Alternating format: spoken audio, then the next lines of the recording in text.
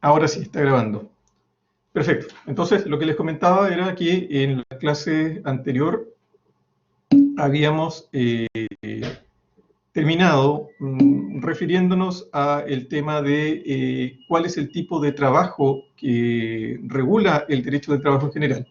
Y aludíamos al elemento esencial haciendo el parangón entre lo que es la contratación de servicios honorarios y una contratación de trabajo propia del derecho laboral, a que el elemento esencial que debíamos tomar en consideración era el vínculo de subordinación y dependencia. Eso es, en otra forma o en otras palabras, hablar de trabajo dependiente. Cuando hablamos de trabajo dependiente es trabajo en que existe alguien que ejerce algún tipo de poder de mando, dirección o administración, en este caso la figura del empleador, y alguien que depende de ese empleador, que es el trabajador, que como contraprestación a la remuneración que va a percibir, va a prestar servicios personales, intelectuales o materiales. La doctrina también alude al trabajo por cuenta ajena, y al referirse al trabajo por cuenta ajena, en definitiva, lo que quiere señalar es que el fruto de dicho trabajo, o en definitiva, la utilidad que genere ese trabajo siempre va a ser para un tercero. Ayer poníamos el ejemplo del trabajador que trabaja en una fábrica elaborando, fabricando ollas todo el día.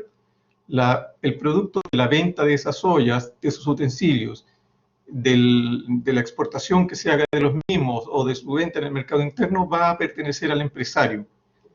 En definitiva, la ajenidad determina que la utilidad sea del empresario, pero como lo vamos a ver más adelante también, el riesgo lo tenga que asumir el empresario. Ese es un tema en el que vamos a profundizar cuando hablemos del principio de ajenidad, es decir, el riesgo del negocio, de la eventual ganancia o pérdida que se pueda producir en un determinado ejercicio productivo, siempre debería ser de cargo del empleador y nunca del trabajador. Y eso tiene particular importancia, por ejemplo, en circunstancias como las que están acaeciendo actualmente, en que evidentemente nuestro país, producto del estallido social y ahora sumado a ello el tema de la crisis sanitaria en la que estamos envueltos, van a generar precisamente dificultades fundamentalmente a la pequeña y mediana empresa.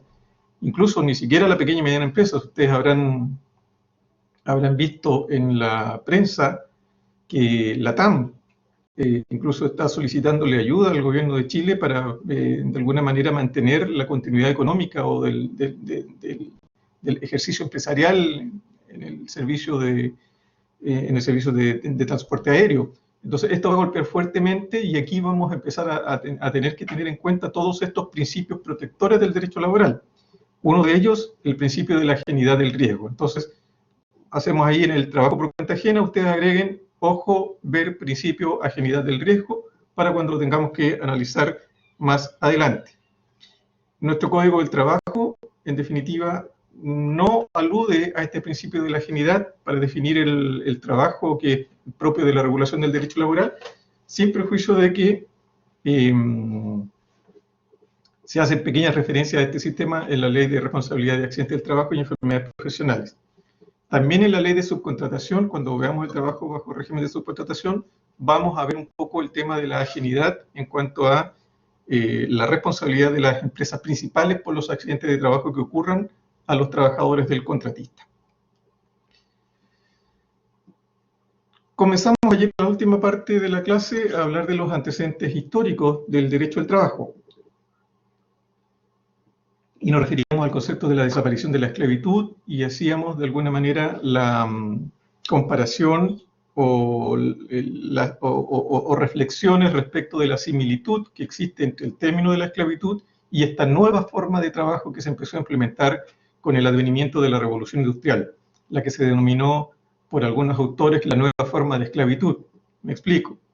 Se incorporaron nuevas formas de trabajo, el trabajo en serie, donde el trabajador llegaba a cumplir su jornada y estaba todo el día haciendo un determinado trabajo repetitivo durante 12, 14, 16 horas incluso, porque en definitiva comprenderán ustedes que en esa época no existía lo que conocemos hoy como derecho laboral y por lo tanto todo estaba todo quedaba abierto a la determinación que el empresario hiciera y a las aplicaciones de las normas del derecho común, el arrendamiento de servicios domésticos, que era la norma como más cercana a lo que podría considerarse objeto de regulación en esta nueva forma de prestación de servicios personales y subordinados.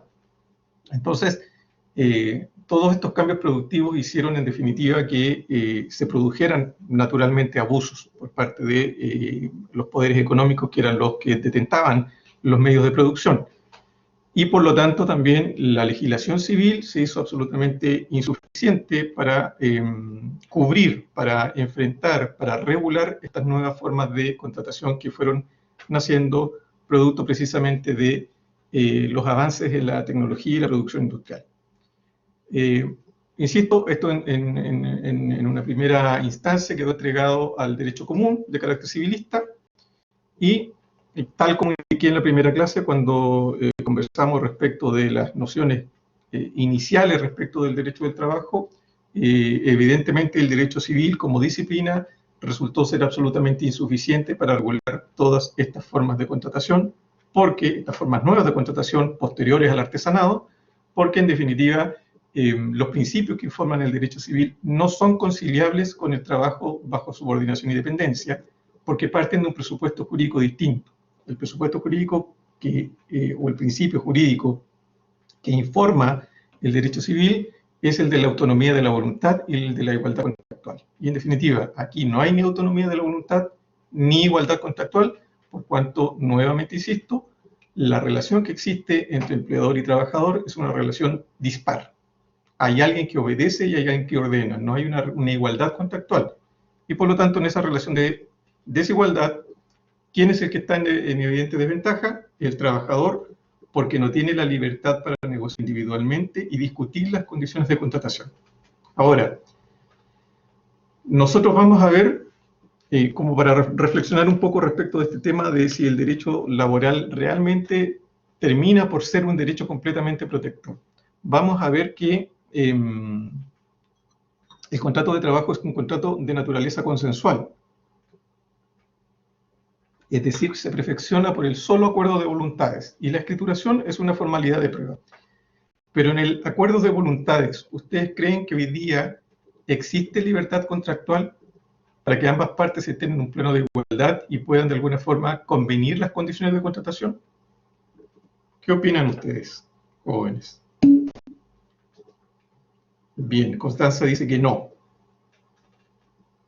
Parece ser que esa es la respuesta correcta. En definitiva, salvo circunstancias muy excepcionales, un trabajador hoy en día no está en condiciones de imponer su criterio en cuanto a las condiciones de contratación. Generalmente al trabajador se le presenta un contrato de trabajo en que se le indica las labores, las funciones que debe desempeñar, el horario, la remuneración, las obligaciones a las cuales está sujeto, etcétera, etcétera, que son las condiciones mínimas o el contenido mínimo que contempla nuestro Código del Trabajo. Pero esto de la no igualdad jurídica para la celebración de un contrato de carácter consensual tiene que ser necesariamente vinculado con otro principio que vamos a analizar en algunas clases más, que es el principio de la irrenunciabilidad. Es decir, aun cuando no exista esta libertad, esta igualdad jurídica para celebrar un contrato de trabajo, sí existe la protección al trabajador en el sentido de que el empleador debe respetar las condiciones mínimas, los derechos mínimos establecidos en el Código del Trabajo para el trabajador. Y el trabajador, aun cuando quiera, no puede renunciar a esos derechos. Me explico. Un ejemplo. Evidentemente, un trabajador difícilmente va a poder negociar las condiciones de remuneración con su empleador. No va a poder llegar y decirle, sabe, mire, yo trabajo para usted, pero si usted me paga 1 millón de pesos de remuneración mensual.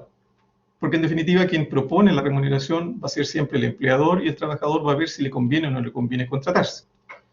Pero lo que no puede hacer el empleador es, por ejemplo, ofrecer un ingreso inferior al ingreso mínimo mensual si es que está contratando al trabajador por 45 horas semanales, es decir, por 180 horas al mes. Un trabajador contratado por 45 horas semanales, es decir, por 180 horas mensuales, no puede percibir una remuneración inferior al ingreso mínimo mensual. Ese es el piso base e irrenunciable. Es decir, un empleador no le puede decir al trabajador, yo te contrato por 45 horas semanales, es decir, por 180 horas al mes, y te voy a pagar 200.000 pesos de remuneración. El trabajador, aunque quisiera aceptar esa forma de contratación, no la puede aceptar porque la ley lo prohíbe a través de un principio que está establecido en el artículo 5 del Código del Trabajo, que es el principio de irrenunciabilidad, que lo vamos a ver con mayor detalle más adelante. Queda claro más o menos esta parte de la imposibilidad de tener una igualdad contractual ante un contrato consensual, pero sí la obligación del empleador de respetar ciertos mínimos que establece la ley. Perfecto. Seguimos entonces.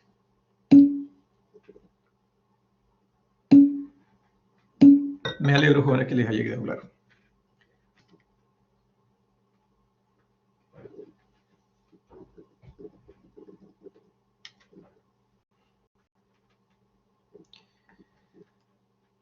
Vamos entonces a lo que sigue. Repetimos, las normas del trabajo de materia civil no eran adecuadas para regular este trabajo en condiciones básicas.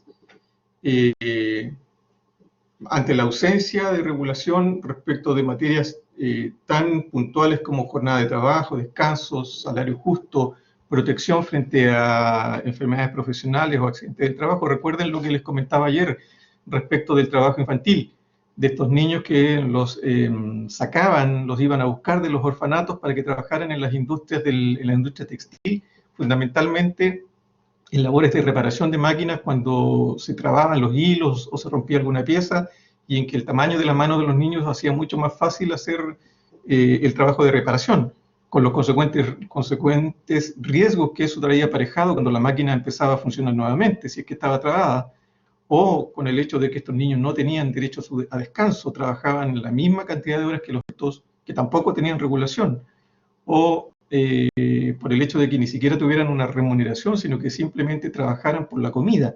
Entonces, todo este tipo de cosas da evidente cuenta de la necesidad que tuvieron los trabajadores en general de organizarse para exigir mejoras salariales, mejoras laborales, y agrupándose para exigir de esa manera sus derechos. En Inglaterra, la primera ley, o una de las primeras leyes, o una de las más emblemáticas, más bien dicho, que se hizo cargo de las condiciones de trabajo de los trabajadores, fue la ley que implementó un abogado y tratadista del derecho laboral e incluso empresario, que se llamaba Robert Peel, la que se conoce como ley Peel, P-E-E-L. Esa ley fue la primera que reglamentó la jornada de trabajo máxima que podían tener los trabajadores en Inglaterra, y además tiene la importancia porque es la que crea la que se conoce en el mundo como la primera inspección del trabajo. Tenía otro nombre, pero en el fondo era de alguna manera como una especie de junta de vigilancia de condiciones laborales que de alguna forma cumple o comenzó a cumplir desde ese momento las funciones que hoy actualmente cumplen las inspecciones del trabajo en el ámbito de la fiscalización. Esa ley también limitó, imagínense, limitó la jornada de los niños, ni siquiera la prohibió, pero al menos la limitó a un número de horas inferior a la de los adultos. Pero ya comenzó a constituir un primer avance, un primer atisbo de lo que hoy conocemos como derecho laboral. Ahora, por otro lado, evidentemente los trabajadores organizados dieron origen a lo que se conoció como el movimiento obrero, que es un antecedente directo del surgimiento del derecho laboral como disciplina jurídica especializada. ¿Por qué? Porque en definitiva este movimiento obrero fue el que fue corriendo un poco la línea, paulatinamente. Primero recuerden lo que hablábamos en la clase pasada, prohibido por el Estado, con un Estado represivo, repelido por el Estado, después aceptado y hoy día promovido. Estamos hablando de la etapa, cuando hablamos del movimiento obrero y de la plena revolución industrial, estamos hablando de la etapa en la cual se prohibía todo tipo de manifestación, todo tipo de organización de los trabajadores tendiente a obtener regulación de sus condiciones de trabajo, de sus condiciones de descanso, de sus condiciones de remuneración.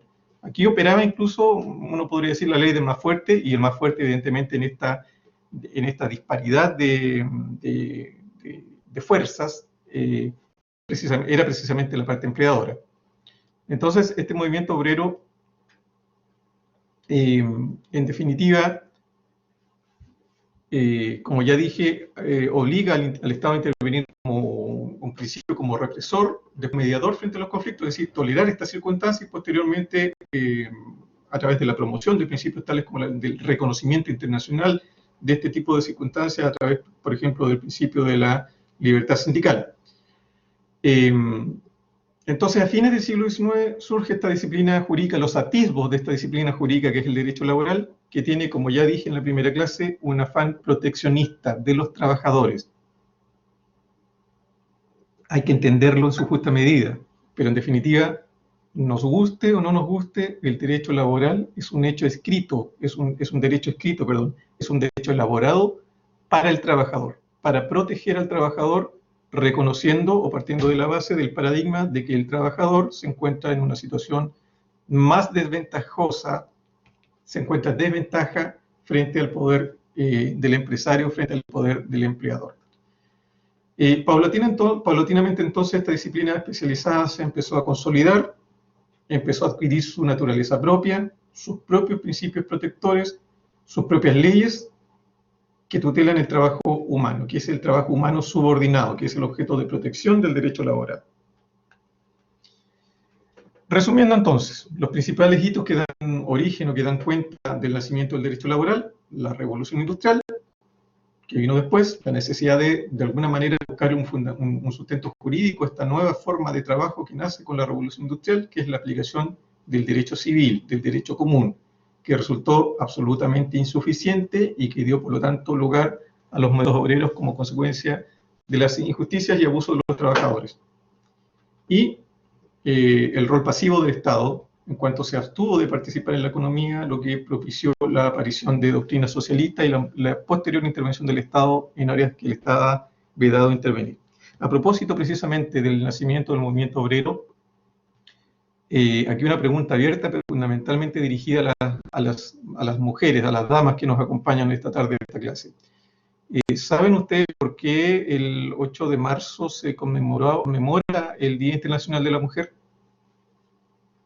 ¿Qué antecedente histórico hay de eso?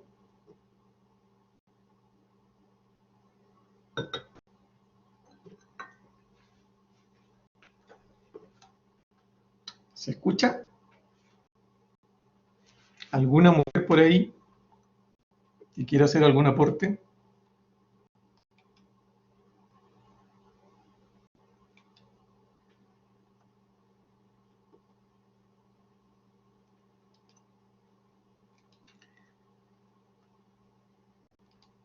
¿Se sabe o no se sabe que se conmemora el Día Internacional de la Mujer? ¿Sí? ¿Alguien? Cuéntenme, a ver.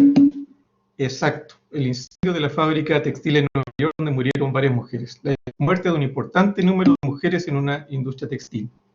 Las mujeres que fueron asesinadas en su trabajo por régimen de mejoras laborales fueron quemadas. Exactamente. Por eso es que esta es una fecha de conmemoración más que de celebración.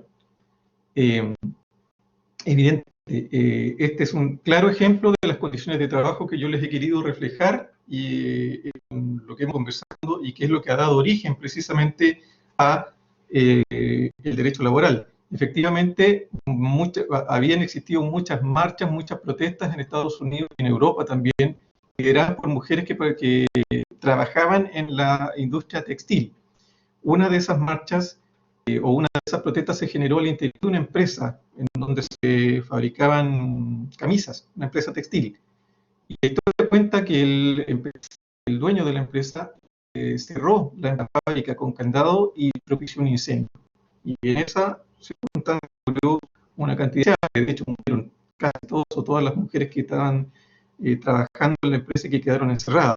Y por lo tanto, circunstancia en la que una manera de a pie a que internacionalmente se conmemore todos los años en el mes de marzo el Día Internacional de la Mujer. Eso hoy día, en virtud de la evolución que ha tenido en la legislación y de alguna forma la naturaleza protectora o el reconocimiento de los estados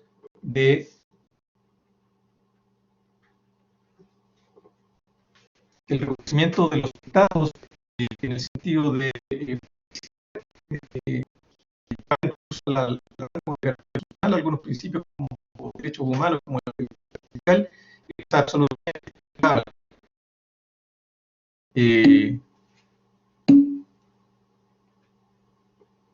que se escucha mal.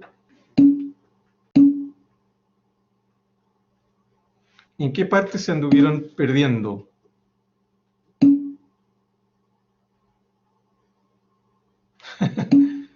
A ver, desde la pregunta que hice.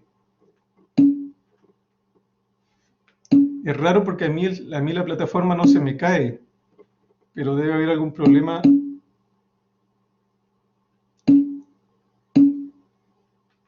Desde la pregunta, volvemos a la pregunta. La pregunta era la relacionada con el Día Internacional de la Mujer, pero hay algunas compañeras de ustedes que me lo contestaron. Y que en definitiva yo les comentaba que precisamente circunstancias de esa naturaleza son las que hacen que, en concreto, el derecho del trabajo asuma este rol protector. Hoy día sería absolutamente impensable que en definitiva tuviéramos circunstancias o hechos de esa naturaleza, que un empresario cerrara una fábrica y en su interior quemara a los trabajadores que están peleando por, o reclamando o instando por mejoras en sus condiciones de trabajo y remuneración. Y precisamente eso es lo que da origen, lo que implica que en definitiva se tenga que crear una nueva rama del derecho, una disciplina jurídica distinta a la del derecho civil, para de alguna forma proteger a los trabajadores frente a esta desigualdad económica y de poder que tienen con el empleado.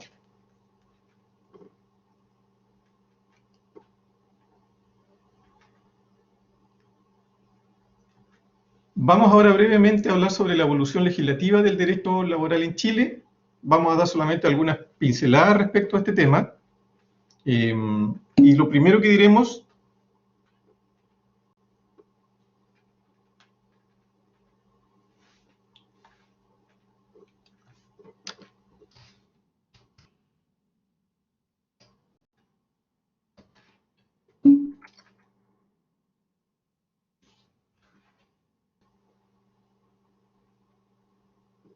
A ver, Pía me pide que repita nuevamente la respuesta. La respuesta a la pregunta que hice respecto de por qué se conmemoraba el Día Internacional de la Mujer, o alguna otra pregunta anterior.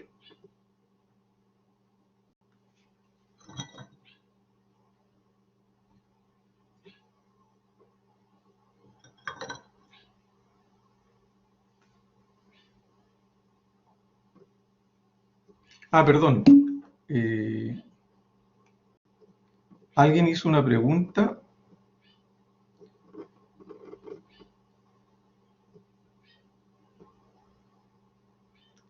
¿Por qué el derecho del trabajo se confunde con la intervención del Estado? Bueno, eso tiene varias explicaciones o variables. Evidentemente, recuerden lo que les mencioné en la clase de ayer. El derecho del trabajo tiene dos grandes variables o dos grandes ramas que son las que se estudian. Una, la que es el derecho individual, y la otra es la del derecho colectivo. Ahora, nosotros estamos estudiando lo que es la relación que tiene o la parte del derecho del trabajo que se refiere al derecho laboral individual, no al colectivo. El colectivo es el que se va a estudiar el próximo semestre y que dice relación con la participación de los sindicatos y el principio de libertad sindical. Cuando hablamos del derecho laboral individual, uno podría señalar que el derecho del trabajo se confunde con la intervención del Estado porque la protección que se da al trabajador emana de una norma estatal, lo que se denomina la protección heterónoma, es decir, las condiciones mínimas de contratación, los derechos mínimos que tiene un trabajador frente al empleador en la relación laboral siempre van a estar otorgados por el Estado, a través de la norma laboral, a través de la norma del Código del Trabajo, a través de las normas que existan en otras leyes complementarias al Código del Trabajo o que se refieren a circunstancias de carácter laboral. Voy a poner un ejemplo, el que puse ayer, o incluso algo de lo que hemos hablado hoy día. El descanso anual que tiene que tener todo trabajador que cumple al menos un año de trabajo en la empresa, que se denomina feriado o legal, es de 15 días hábiles. Esa es la norma mínima que establece la ley a favor del trabajador. ¿De dónde viene ese derecho? Ese derecho viene de la ley. Por eso el derecho del trabajo se confunde con la intervención estatal. Otro ejemplo, la jornada de trabajo dura 45 horas semanales en Chile, actualmente. Por lo tanto, como jornada ordinaria, ningún trabajador podría ser obligado a trabajar 46 horas como jornada ordinaria. Todo lo que trabaje sobre la jornada ordinaria se denomina jornada extraordinaria. ¿Dónde está establecido ese mínimo legal, ese derecho mínimo que tiene todo trabajador, de que su jornada de trabajo no sea superior a las 45 horas semanales? En la ley laboral, en el Código del Trabajo, que es una norma que emana del Estado.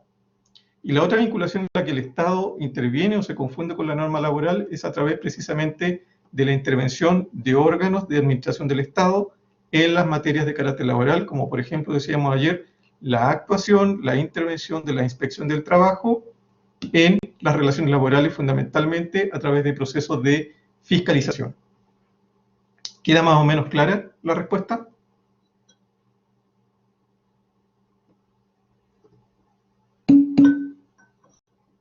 Perfecto, seguimos entonces. Estábamos hablando de la evolución legislativa del derecho laboral en Chile. En una primera etapa, como ya lo hemos mencionado, no existió una regulación especial y por lo tanto aquí lo que se aplicaban eran los principios inspirados en el derecho civil y en la libertad actual. Existía una sola norma protectora de los trabajadores que está consagrada en el Código de Procedimiento Civil. Imagínense, tenían que recurrirse al Código de Procedimiento Civil para buscar una norma protectora del derecho del trabajo, del derecho de los trabajadores, que es la norma que establece la inembargabilidad de las remuneraciones. Es decir, que las remuneraciones de un trabajador no se pueden embargar, no pueden ser objeto de embargo frente a una deuda con un tercero o frente al crédito de un tercero. Esa norma permanece incluso hasta el día de hoy. Las remuneraciones son inembargables. Posteriormente, la primera legislación aplicable en Chile fue el Código Civil de 1855, es decir, lo que veníamos hablando.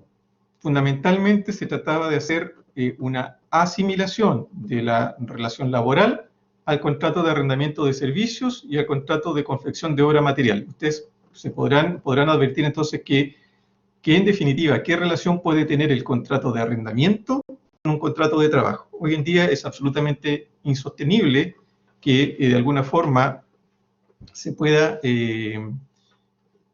asimilar un contrato de trabajo a un contrato de arrendamiento de servicios, porque en definitiva responden a naturalezas jurídicas distintas.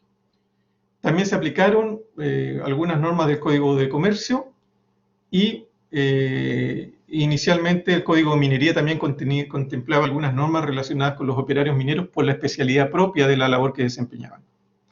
Después pasamos a una segunda etapa en que viene una especie de dispersión legislativa.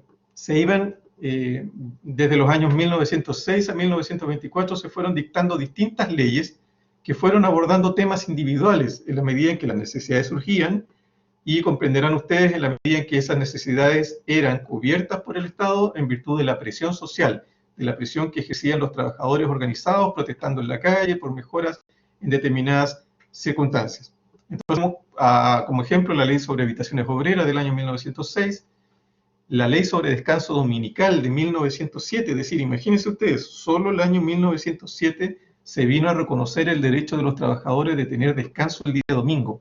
Hasta antes de eso no era obligatorio y por lo tanto cualquier empleador podía exigir que un trabajador trabajara el día domingo. Hoy día también hay trabajadores que trabajan el día domingo, pero tienen todo un sistema de compensación de días durante la semana por el día de trabajo dominical que han efectuado. Pero en concreto, salvo en el sector del retail o en algunas empresas de servicio continuo, en general la jornada de trabajo siempre está encuadrada de lunes a viernes o de lunes a sábado. La ley de silla, que es del año 1914, que después fue incorporada al Código del Trabajo, también todas estas normas fueron incorporadas al Código del Trabajo, que sigue vigente hoy día, incluso ya incorporada como norma dentro del Código del Trabajo para los trabajadores del comercio. una posterior ley sobre descanso dominical del año de 1918 y una ley sobre accidentes del año 1916. Imagínense ustedes, antes del año 1916 no tenía en Chile una regulación propia de los accidentes de trabajo que podían de alguna manera sufrir algunos trabajadores en sus lugares de trabajo. Por lo tanto, esto, ¿qué es lo que constituye? ¿Qué es lo que tiene que quedar claro respecto de esto? Que en el fondo había una regulación parcial, no había una legislación codificada, no había una regulación orgánica, sino que se iban haciendo, supliendo como determinados compartimentos. Surgía una necesidad sobre estaciones obreras, dictamos una ley. Surgieron protestas y necesidades de regular el trabajo dominical, se dictó una ley. Surgió la necesidad de que los trabajadores del comercio tuvieran protección cuando deben mantenerse de pie durante su jornada de trabajo, en virtud de la labor que desempeñan, se dictó una ley entonces que permite que existan sillas para que ellos descansen cuando no están atendiendo público. Pero si ustedes se dan cuenta, nadie se había tomado hasta ese momento o se había dado la tarea de codificar esto, de reglamentarlo. De alguna manera decir, esto es una disciplina nueva que la tenemos que regular a través de un código tan válido como es el Código Civil, como es el Código de Comercio, como es el Código de Minería, como cualquiera de los otros códigos que existían a la época. Posteriormente vino una dictación sistemática de leyes que comenzó desde los años 1924 a 1931. ¿Qué es lo que pasó en el año 1924 que dio pie a que se dictaran un sinnúmero de leyes en forma casi simultánea? 7 leyes laborales de gran importancia. ¿Alguien sabe? Un hecho histórico que ocurrió en el año 1924 en Chile, que dio origen a que se dictaran rápidamente muchas leyes que llevaban mucho tiempo en estudio, en tramitación en el Congreso.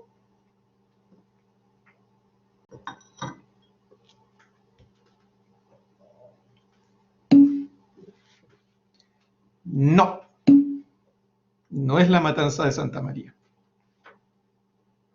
Pero ese también es un hecho histórico que da cuenta de las condiciones de trabajo de los trabajadores de la minería del salitre.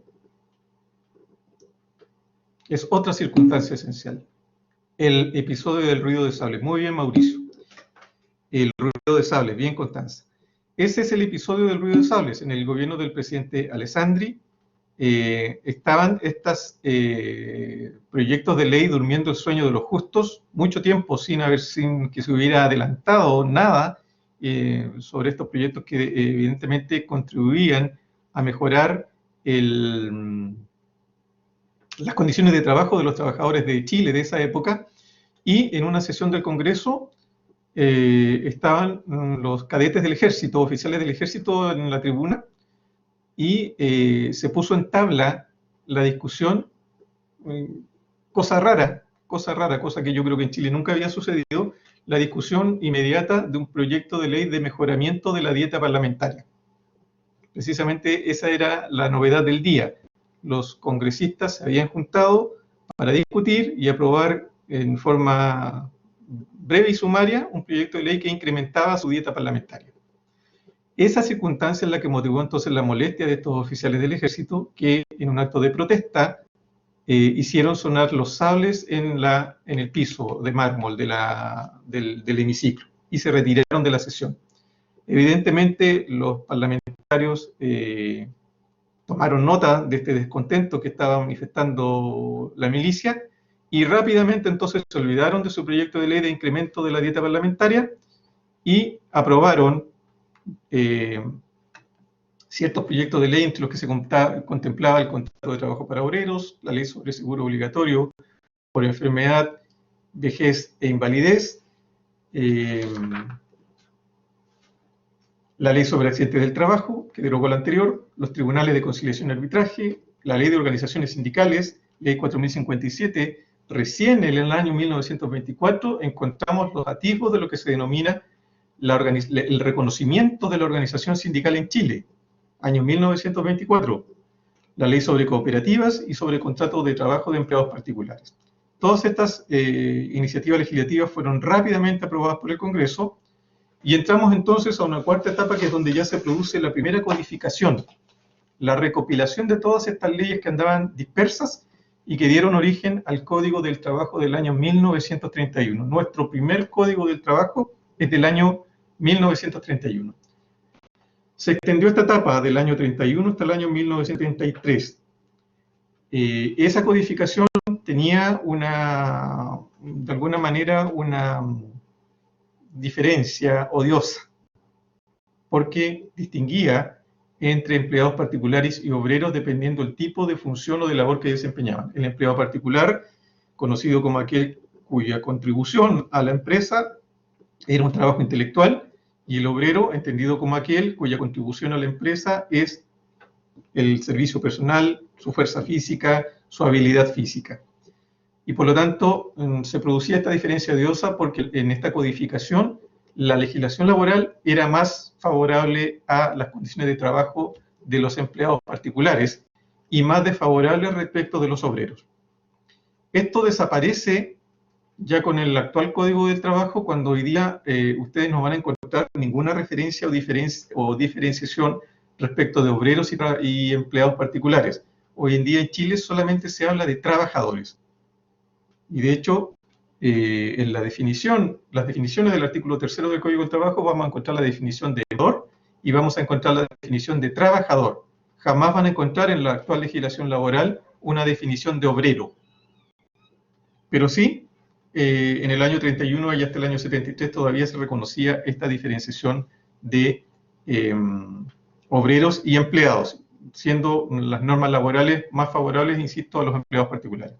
La quinta etapa comprende desde el año 1973, año en que se produce el rompimiento de la institucionalidad, hasta el año 79, en la cual siguió rigiendo el Código del 31, pero posteriormente, ya con la actividad de la Junta Militar, se empiezan a dictar determinados decretos leyes, años 78, 79 y 1979, que de alguna forma empiezan a regular en forma distinta el derecho laboral en Chile y que son el antecedente de lo que hoy se conoce como Código del Trabajo. Y también el decreto ley 3648, que suprime los tribunales y cortes especiales laborales. Posteriormente se restablece la judicatura especial y se crean los juzgados de letras del trabajo, que son los antecesores de los actuales juzgados del trabajo que existen en Chile. En el año 87 se dicta el nuevo Código del Trabajo, que es la ley 18.620, que después fue objeto de algunas otras modificaciones en los años 1990 y 1991, y lo que actualmente nos rige es, en definitiva, el texto refundido y coordinado del Código del Trabajo, que corresponde al decreto con fuerza de ley número 1 del año 2002, 31 de julio del 2002. Esa es la norma actual, donde están refundidas todas las actuales modificaciones. Eso no está en el apunte, es el decreto con fuerza de ley número 1 de 31 de julio del año 2002.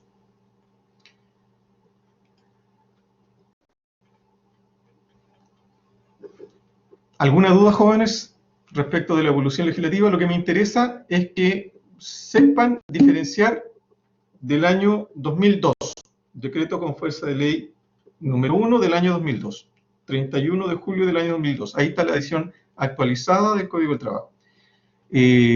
Lo que me interesa, jóvenes, respecto del tema de la evolución legislativa, es que tengan claro, al menos, que en principio no había una regulación, que eso dio lugar evidentemente al nacimiento del movimiento obrero, que posteriormente para hacerse cargo de este tema se trató de enmarcarlo dentro de las normas de derecho común, del derecho civil, que este derecho civil resultó ser insuficiente, por lo tanto se empezaron a dictar paulatinamente algunas leyes que regulaban aspectos propios y específicos y que obedecían más bien a la presión social que al ánimo del Estado de establecer una regulación protectora del trabajador, que después, en el año 1924, se produce el primer gran salto con la aprobación de ciertas leyes muy importantes, como las que se mencionaron recién, producto también de la presión social, hasta llegar a la primera codificación, que es la del año 1931, que duró hasta el año 73, en que obviamente las circunstancias cambian,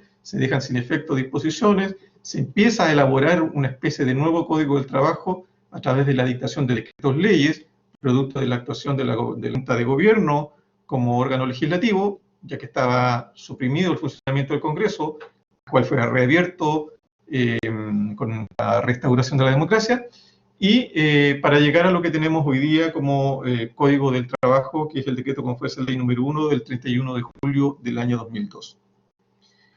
Vamos a entrar ahora a hablar de un tema en el cual nos vamos a detener por la importancia que tiene hoy en día el tema de los derechos fundamentales de los trabajadores.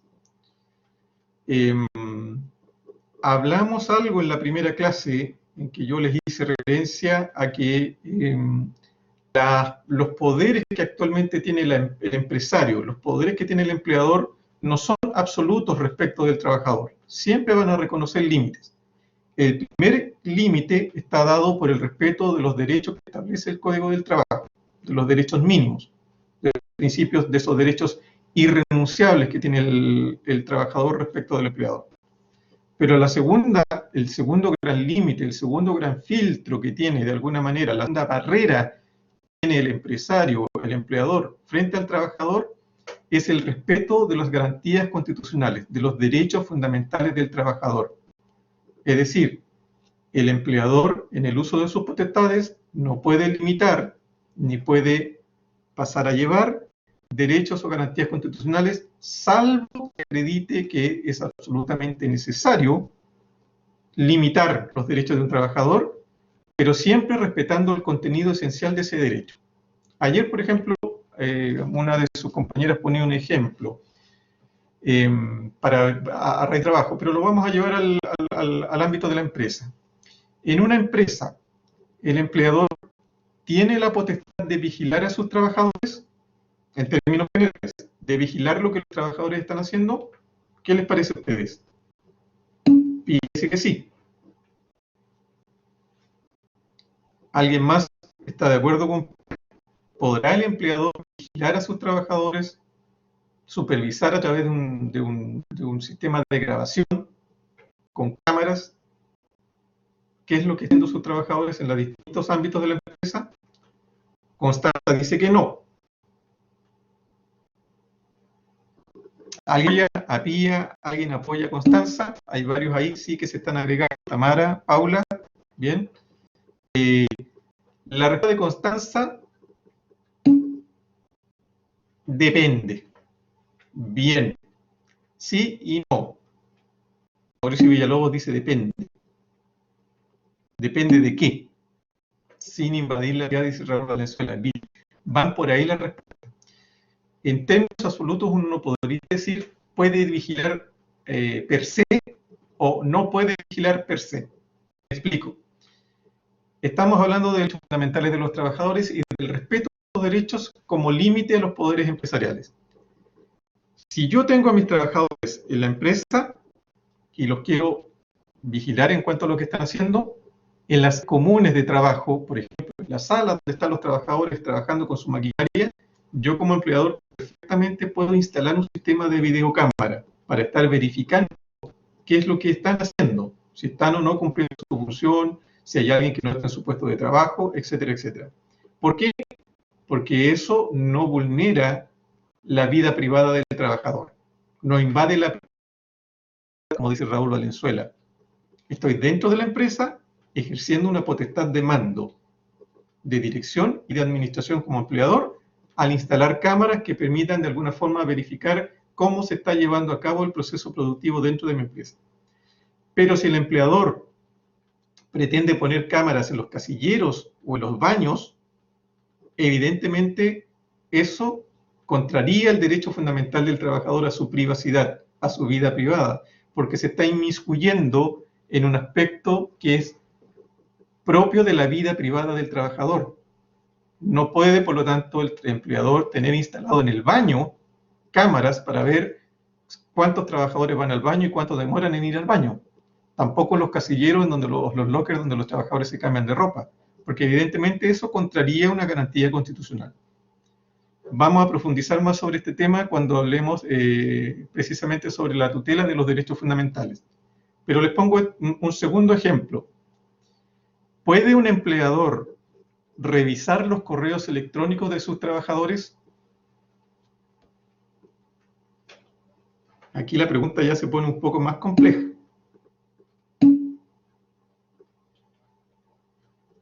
Benjamín dice que no, Constanza dice que no, Paula Torres Cisternas dice que no. Les complemento la pregunta. Yo contrato a Juan en mi empresa como experto en informática. Lo doto de un equipo computacional y le creo una casilla electrónica de la empresa. Una casilla de la empresa.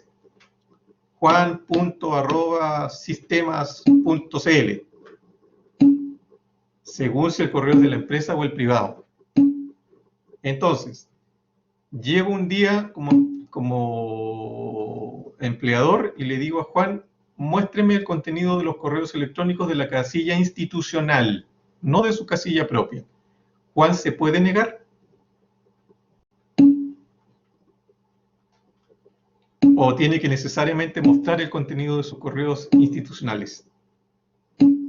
Porque, ¿qué es lo que pasa? Que a veces cuando nosotros tenemos un correo institucional, ocupamos ese correo para comunicaciones de carácter privado, que no forman parte de la empresa. Entonces aquí, los no y los sí tienen algo de razón. Se los comento porque esto no está completamente claro todavía hoy. Depende mucho del criterio que tenga el juez del trabajo que tenga que resolver este tema, el de la U también. Depende del criterio que tengan los jueces que tengan que resolver este tema. Es decir, dependen de la interpretación y la extensión que se le da a las garantías constitucionales de los derechos fundamentales de los trabajadores. Entonces, esto ha sucedido. Trabajadores que usando su casilla de correo institucional, ¿qué es lo que han hecho? Por ejemplo, le han mandado mensajitos a su polola, han enviado correos electrónicos a sus familiares pelando al jefe, diciendo, mire, el jefe este es un desgraciado que nos explota. Y resulta ser que el empleador lo que pide después es tener acceso a esos correos. O incluso se han producido casos en que los empleadores han intervenido las casillas de correo electrónico y están tomando conocimiento instantáneo de qué es lo que están mencionando, qué es lo que están escribiendo los trabajadores en la casilla de correo institucional. Está claro que un correo privado no está obligado al trabajador a exhibirlo, al empleador. Pero la casilla de correo institucional no es tan claro, porque si está creada para ese efecto, podría abrirse. Ahora, ¿cómo podrían defender ustedes este tema? Perfecto, señor empleador. Si usted quiere ver los correos institucionales, revise los correos institucionales. Pero si yo ocupé la casilla para enviar un correo de carácter privado, ese correo privado usted no me lo puede revisar, yo no lo voy a utilizar a que lo vea, porque forma parte de mi esfera privada. El hecho de que yo haya utilizado una casilla de correo institucional para enviar una comunicación privada podrá significar que usted me pueda sancionar, porque yo estoy ocupando indebidamente un correo electrónico, pero eso no le da derecho a revisar el contenido del correo. Entonces, con esas circunstancias se van a encontrar permanentemente en este tema de los derechos fundamentales. Les pongo un tercer ejemplo.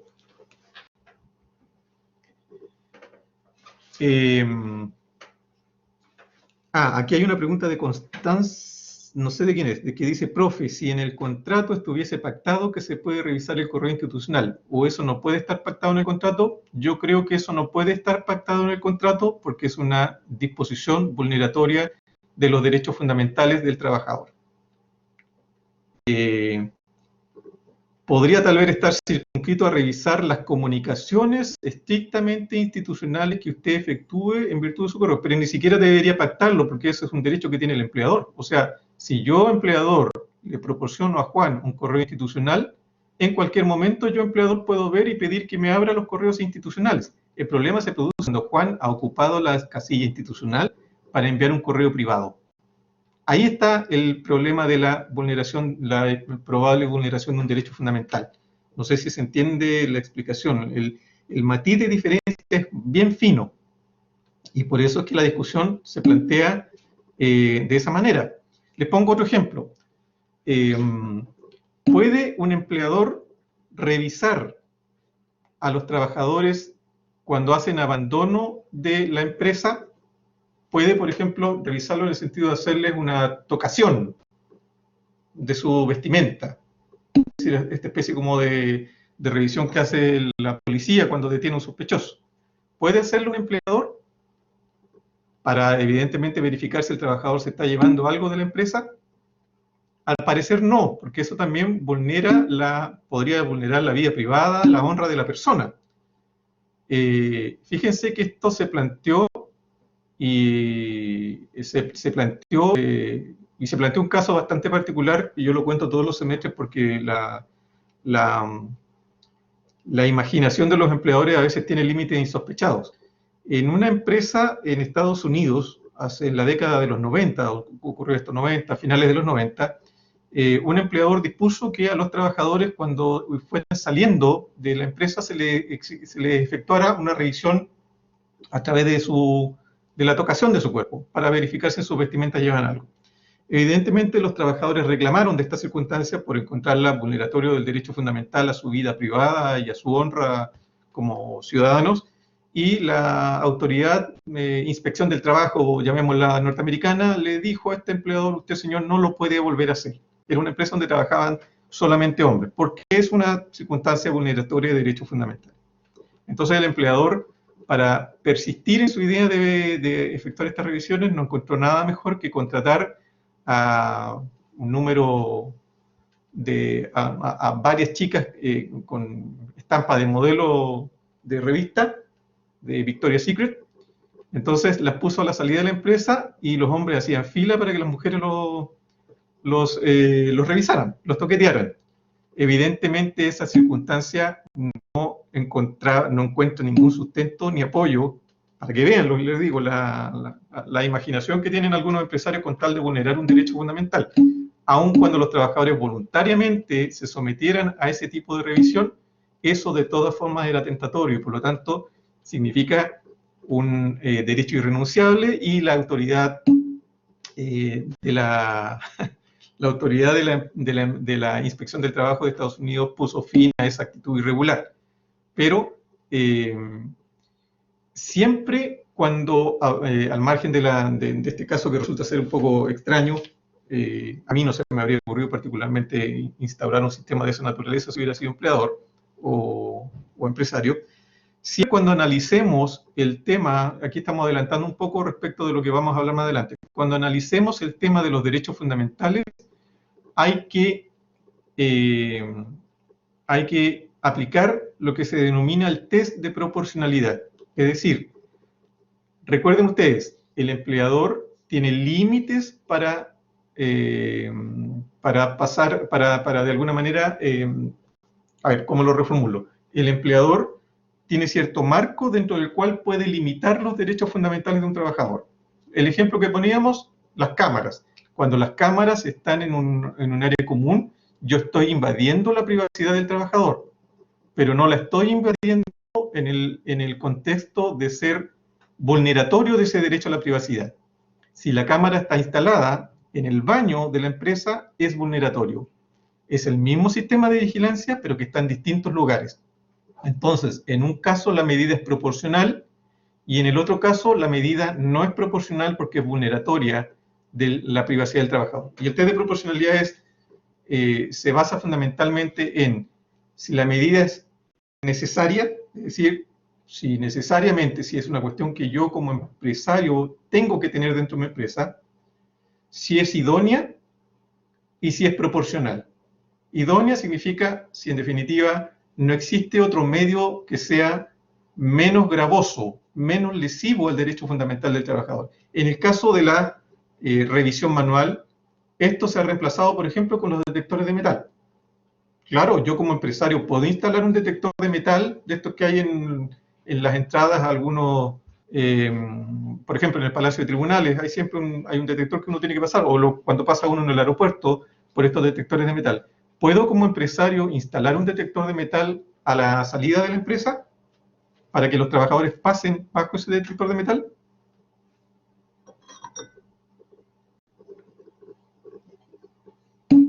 Yo creo que sí, porque en definitiva no sería vulneratorio del derecho fundamental del trabajador, porque no es lesivo, no es lo mismo tocar a que el trabajador pase por debajo de un detector. ¿Cumple la misma función en general? Sí. Paula dice que lo ha visto en construcciones. Y no tiene nada de extraño que un empleador aplique esta medida, porque recuerden ustedes que quien tiene la potestad de mando, de dirección y administración, siempre va a ser el empleador. Y en definitiva, en el ejercicio de esos poderes empresariales, el empleador debe cuidarse de no pasar a llevar derechos fundamentales de los trabajadores. Le pongo un último ejemplo para que se entienda más o menos lo que vamos a empezar a hablar de la eficacia horizontal de los derechos fundamentales. A ver, Benjamín dice, ¿y un micrófono en el espacio de trabajo sería vulneratorio, suponiendo que para el empleador es importante saber lo que hablan sus trabajadores? Yo creo que un micrófono en el espacio de trabajo es vulneratorio, porque en definitiva estaría prácticamente inmiscuyéndose en los comentarios. Yo creo que los comentarios son formas más propias de la vida privada del trabajador. En el call center probablemente la grabación va a quedar efectuada, pero porque forma parte de la dinámica de trabajo. Pero yo me refiero, por ejemplo, a si yo tengo un establecimiento comercial, ¿podré ponerle un micrófono a la funcionaria que está atendiendo la caja para saber qué tipo de comentario está haciendo? Yo creo que una cámara, sí. Un micrófono me resultaría un poco intrusivo, pero en definitiva, frente a esos casos, recuerden, esto no es blanco ni negro, siempre está en la zona gris, hay que necesariamente hacer el test de proporcionalidad. Les pongo un ejemplo, para que quede completamente claro este tema del test de proporcionalidad. Trabajadores del retail. ¿Cómo llega, con qué vestimenta llega a trabajar un trabajador que trabaja en una tienda? ¿O con qué vestimenta podría llegar un trabajador que trabaja, no sé, supongamos en Ripley? Con la de la tienda. ¿Podría eventualmente, antes de ingresar a su jornada de trabajo, llegar con su ropa propia? ¿Podría yo en el verano, soy vendedor de Ripley, llegar con short, con mi guayabera y con mi lente de sol? Perfectamente lo podría hacer. Pero cuando ese trabajador entra a la empresa, ¿qué es lo que tiene que hacer? ¿Puede mantener su ropa? ¿O tiene que vestirse con el uniforme institucional, con la ropa de trabajo? Se cambia la ropa, se viste con el uniforme. ¿Por qué se viste con el uniforme? ¿Qué objeto tiene que se viste con el uniforme?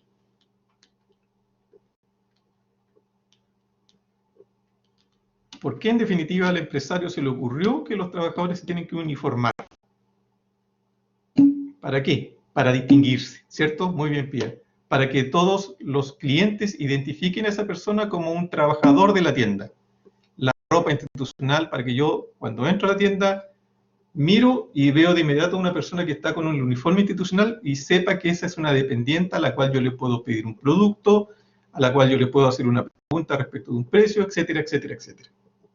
Entonces, el que un empleador, recuerden, un trabajador ciudadano que tiene derecho a su vida privada, que tiene derecho a su propia imagen, en la esfera de nuestra vida privada nosotros nos vestimos como queremos. Unos con polera, otros con blusa, otros a torso desnudo si quieren andar. Problema de uno. Un trabajador, cuando va a la empresa y se cambia de ropa por obligación del empleador, ¿está viendo limitado su derecho a la propia imagen, a su vida privada?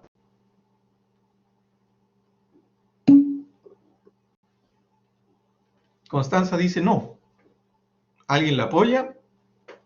¿Hay un límite? Yo no estoy preguntando si se le está violentando su derecho. Yo le estoy preguntando si se le está de alguna forma limitando. Vengo con mi polera de rockero y entro a la empresa y me tengo que poner la camisa blanca. Vengo con mi short desde afuera, entro a la empresa y me tengo que poner mi pantalón negro de tela y la corbata y la piocha que dice Robert. Incluso miren, Iván, en cuanto al corte de pelo, la barba, etc. Vamos a hablar sobre ese tema. ¿Se limita mi derecho a la propia imagen? Porque se me está obligando a empezar a atender con ropa distinta a la que me gusta a mí vestirme. En general, a nosotros no nos gusta vestirnos con el uniforme, sino que nos gusta andar con nuestra propia identidad. Yo creo que sí. Ustedes dicen que no hay un límite. Yo creo que sí hay un límite. Porque en definitiva el empleador le está ordenando a ustedes cambiarse de ropa. con un ánimo general, que es el de que puedan ustedes ser identificados, si son trabajadores, por los clientes de la empresa. Entonces hay una limitación al derecho fundamental a la vida privada, pero esa limitación es legal. ¿Por qué? Porque cumple el test de proporcionalidad. ¿Es una medida necesaria? Sí. ¿Por qué? Porque es la forma como, en definitiva, se distingue. Es la forma, voy a volver sobre las dudas después, es la forma como se distingue a los trabajadores de la empresa. ¿Es una medida idónea? Es decir, ¿hay alguna forma menos gravosa de lograr que los trabajadores sean identificados? Yo creo que no, porque la única forma como yo puedo identificar a un trabajador de la empresa es a través de la indumentaria. No habría otra forma menos gravosa. ¿Y es una medida proporcional? Sí, porque en definitiva no violenta en forma grave el derecho fundamental, sino que solamente lo limita. Es evidentemente un deber del trabajador, porque el trabajador está obligado a acatar la norma del empleador. Pero esa norma impuesta por el empleador de tener que obligatoriamente dentro de la jornada usar un uniforme, es una limitación a mi propia imagen, a mi propia individualidad, a mi vida privada, al derecho que tengo yo a vestirme como a mí me plazca. Porque de lo contrario, si no existiera esta limitación, yo podría decirle al empleador, sabe que usted no me puede limitar y yo voy a entrar a la empresa a atender con la ropa que vengo. Ahora, si eso dificulta que en definitiva los clientes de la tienda me identifiquen como vendedor de la tienda, bueno, no sé, ese es el problema suyo, empleador. Entonces el empleador, por eso es que en estas tiendas de retail el uso de una credencial también podría ser, pero el uso de una credencial te garantiza que toda persona necesariamente los vaya a identificar como trabajadores de la empresa. Parece ser que no. Parece ser que el uniforme institucional es el que en definitiva permite que una persona de la tercera edad, que una persona con limitaciones visuales, que un niño que no sabe leer, puede identificar al dependiente de la tienda, porque lo ve con una chaqueta de un determinado color, con una camisa, con una piocha que tiene el nombre de esa, etc. Entonces, no sé si se comprende el tema de que el hecho de que una persona dentro de la tienda, afuera es ciudadano, entró a la empresa, sigue siendo ciudadano. Afuera de la empresa tiene derechos constitucionales. Dentro de la empresa sigue teniendo esos derechos constitucionales, entre los cuales está el derecho a la vida privada. Pero afuera pudo ejercer su derecho a la vida privada con absoluta libertad, se vistió como quiso, pero cuando entró a la empresa tuvo un límite, tuvo que cambiarse de ropa. Ese límite es una limitación a un derecho fundamental, pero es una limitación que está dentro del marco legal, dentro del respeto de los derechos fundamentales del trabajador. ¿Por qué? Porque en definitiva es una medida necesaria para que pueda para crear una imagen corporativa, para identificar al trabajador. Es idónea porque es la medida menos restrictiva y es proporcional porque no de ninguna forma lesiona gravemente el derecho fundamental a la imagen propia. ¿Queda claro? ¿O ponemos otro ejemplo en este sentido? ¿Sí? ¿Queda claro? Perfecto. Me importa mucho que les quede claro este tema del test de proporcionalidad y, en definitiva, del respeto a los derechos fundamentales, porque esta es una materia que se está viendo todos los días. Esto es relativamente nuevo para nosotros. Yo les digo, el procedimiento de tutela de derechos fundamentales empezó a regir en Chile allá por el año 2000. 2008, 2010, dependiendo de cuándo empezó a regir la reforma procesal laboral en Chile. Hasta antes de los años 2010, en Chile no se hablaba de derechos fundamentales de los trabajadores. Nosotros lo vemos como, yo les digo, es realmente nuevo porque lleva esto poco más de 10, 11 años de vigencia de derechos fundamentales.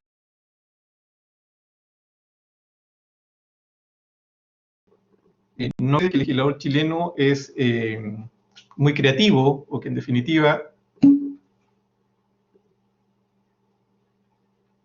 dice acá que se cayó. ¿Volvió? Ya, perfecto. No sé en qué parte me quedé. ¿En qué parte me quedé? Si alguien me ayuda para volver al tema.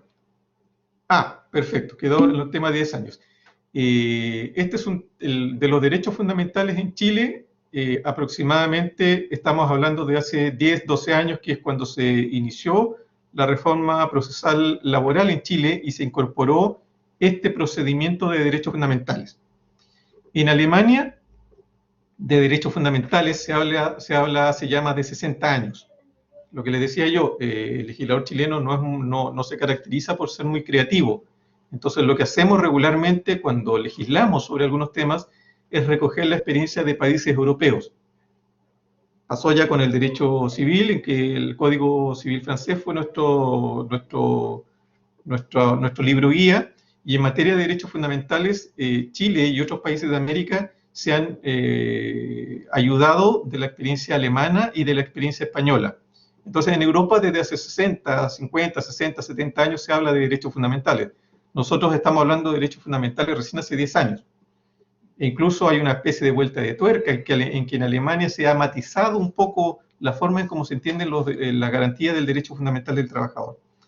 Y les vuelvo a insistir, me interesa que en definitiva nos quede claro, a través de los ejemplos que les he dado, cómo se conceptualiza y cómo tenemos que abordar el tema de los derechos fundamentales.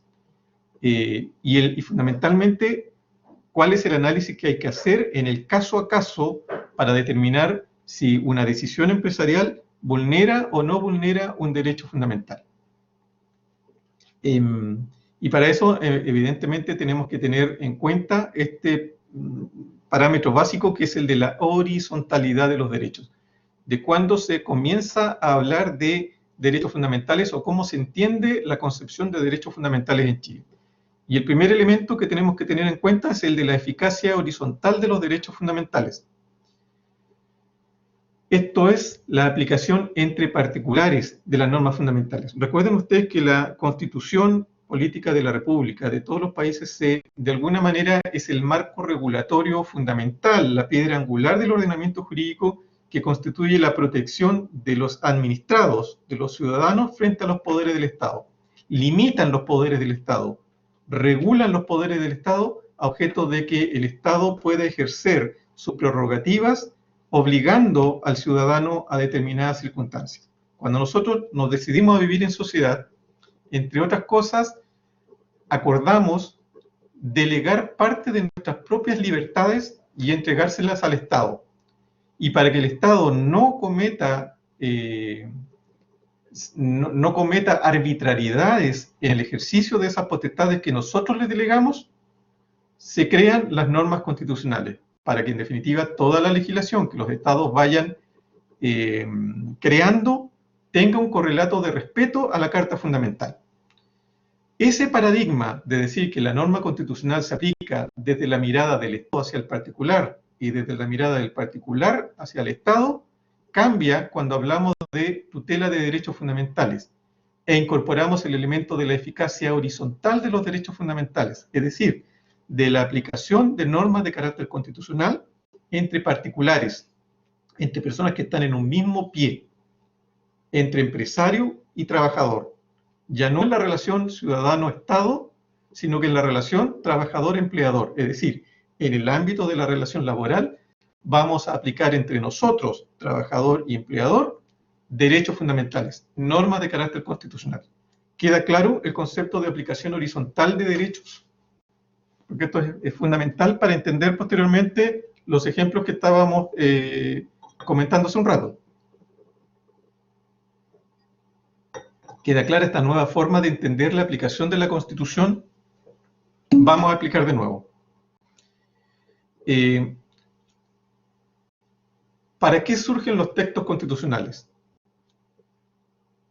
La Constitución Política de la República o las Constituciones Políticas de la República surgen para regular, de alguna forma, la relación que va a tener el ciudadano, nosotros, ustedes,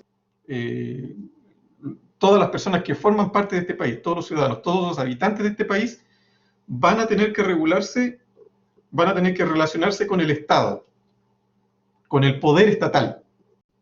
¿Ya? Entonces, para regular esta relación que existe entre los ciudadanos con el Estado, nace la norma constitucional, que es como el parámetro, el paraguas básico que establece las limitaciones que tiene el Estado respecto de los derechos que tenemos como ciudadanos. ¿Por qué establece limitaciones? En el ejercicio de su derecho. Porque cuando nosotros nos decidimos a vivir en sociedad y nos queremos dar un marco de regulación común para vivir en sociedad, no vivimos como los animales, no prima entre nosotros la ley del más fuerte, estamos regulados, estamos reglamentados. Para poder vivir en sociedad, las personas, los ciudadanos, tuvieron que desprenderse, todos nos hemos desprendido, aunque no lo sepamos, de ciertos derechos individuales y se los entregamos al Estado para que el Estado los administre. ¿A través de qué? De la potestad estatal, del poder estatal.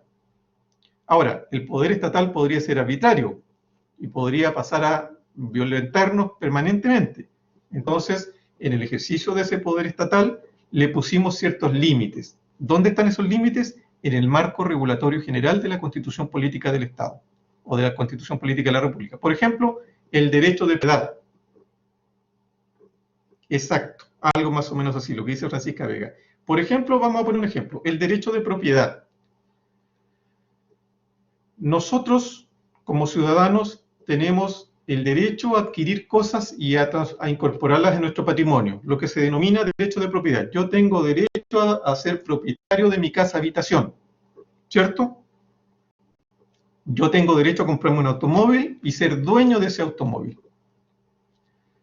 Cuando yo elijo vivir en sociedad, le entrego poderes al Estado, pero no son poderes absolutos, son poderes regulados. ¿Cómo el Estado podría afectar mi derecho de propiedad sobre un inmueble, por ejemplo? A ver cómo se les ocurre. ¿A alguien se le ocurre cómo el Estado podría afectar el derecho de propiedad que yo tengo sobre mi casa? Hay una institución que está contemplada precisamente en la Constitución Política de la República, que es un límite al derecho de propiedad absoluto que yo tengo. Supongamos que el Estado de Chile va a construir una carretera y esa carretera va a pasar justo por el patio de mi casa.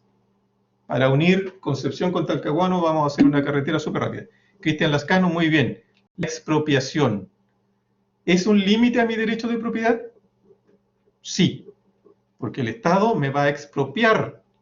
Pero ese límite, esa facultad del Estado, ¿es absoluta? No. Muy bien, Tomás, porque en definitiva el Estado al expropiarme me tiene que reembolsar, me tiene que pagar el valor de lo que me está expropiando.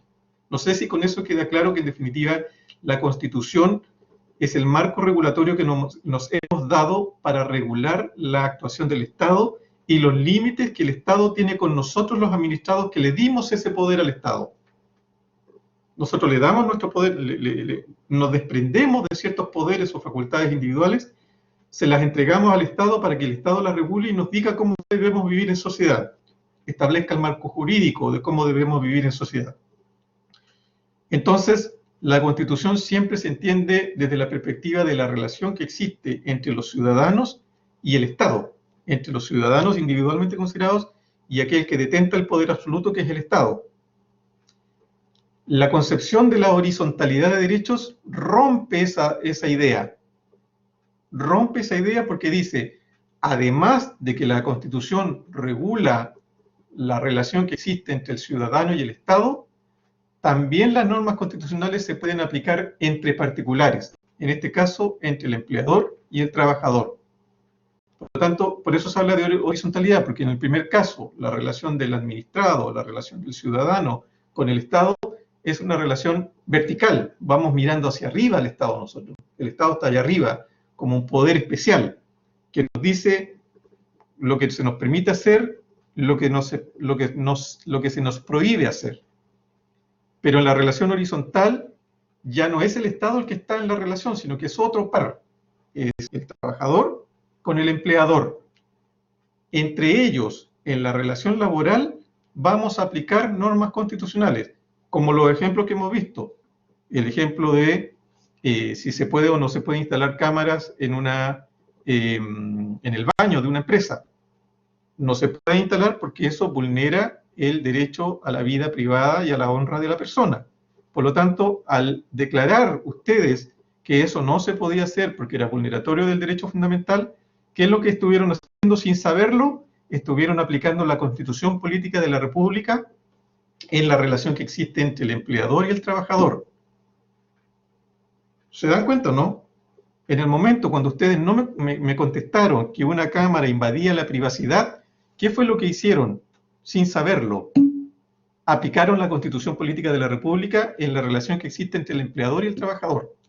Eso hace 10 años en Chile era impensado, porque en definitiva lo que primaba era la concepción de entender que la Constitución Política de la República solamente se aplica entre el Estado y el particular, pero no en forma horizontal entre particulares. ¿Quedó claro? Porque con esto vamos a cerrar la clase para seguir la próxima semana y ver si podemos solucionar los problemas de conexión. Me parece muy bien. Jóvenes, que tengan un excelente fin de semana, cuídense mucho, no salgan, sean responsables. Este tema del coronavirus es serio. Probablemente en las próximas 2 semanas va a venir el pic del tema de la infección. Ya no hay una trazabilidad respecto de cómo uno se puede eventualmente adquirir o inocular el virus. Ustedes son jóvenes, tengan respeto por los más viejitos como su profesor, que se está cuidando ahí para poder seguir haciendo clases. Así es que traten de limitar sus salidas, no hagan carrete, o utilicen la tecnología y nos veremos la próxima semana. Muchas gracias por su asistencia y por su participación, que estuvo súper interesante hoy día. Me están sorprendiendo cada vez más. Este Power corresponde al mismo que ustedes tienen en su poder. Lo que pasa es que el apunte está en Word y lo transformé solamente en un Power, pero no tiene nada distinto a lo que ustedes ya tienen. ¿Perfecto? Ya, pues, que les vaya muy bien. Nos vemos.